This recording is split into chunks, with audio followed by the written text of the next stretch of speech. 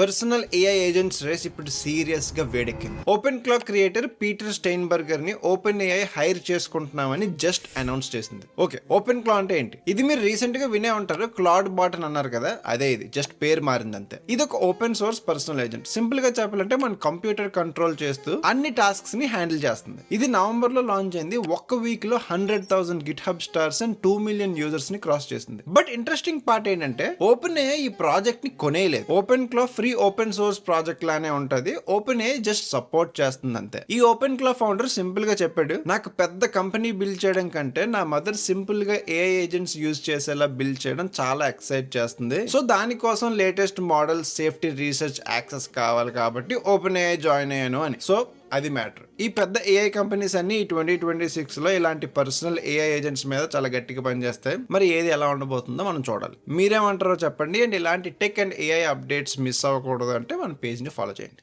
Bye.